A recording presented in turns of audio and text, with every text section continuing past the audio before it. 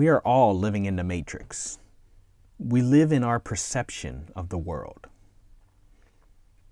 So today on Bite Size Creativity, I want to talk a little bit about how we are experiencing the world through signals that's interpreted by our brains. And it's not reality.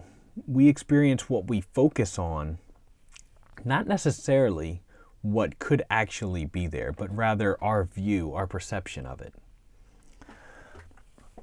So to kind of lay this out, if you're to think about how you think about things, how you feel things, everything is interpreted and developed in your brain.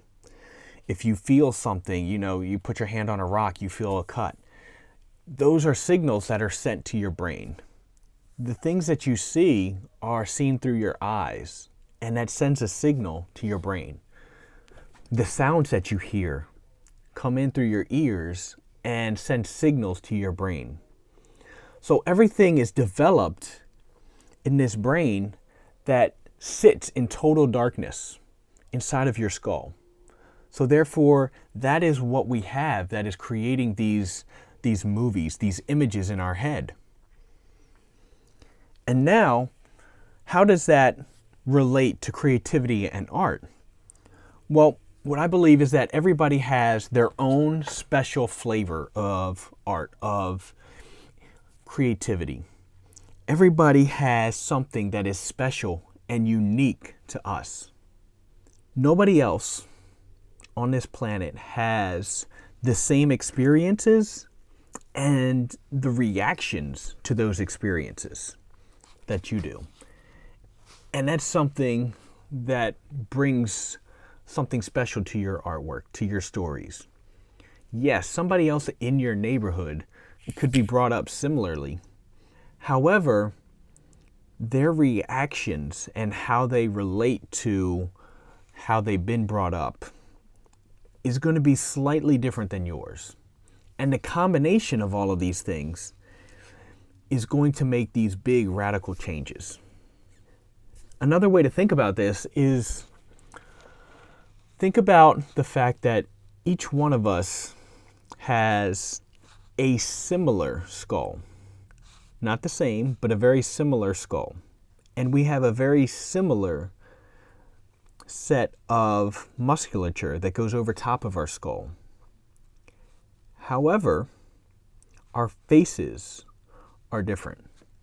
There are these subtle nuances that change in everybody's faces, and that's why everybody is recognizable. And you can tell people apart from each other, because there are these very slight shifts that make the surface so radically different. And the same is true with you. Everything that you have, that you were brought up with, all of the things that you thought, all the encounters you've had, have created something special and unique. And it's created this special world that you will develop with your art. The things that are important to you might not be important to others. The style that you develop is because of everything that you have liked and appreciated and learned through your life of growing up. Also, nobody has learned the way that you have. Nobody has combined the different lessons that you've taken in and putting into practice that you do. So, kind of explaining that a little bit more, everybody learns in a different way. Some people are a little bit more hands-on. Other people like reading things. Other people can listen and interpret things better.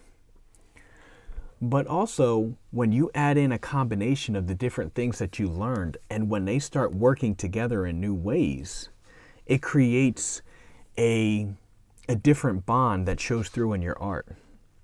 So if I were to take myself, for example, when I was younger, I used to draw and color a lot. And in drawing, I learned how to kind of copy characters and draw characters, and started learning a little bit into anatomy. That helped when I went to sculpting. I also did airbrushing. I started off with t-shirts and illustration. And then, as I continued on, that came into play again with my sculptures because that is how I paint my finished pieces. In college, I did animation and did drawing, and that again helped with learning the human body, the way that characters move.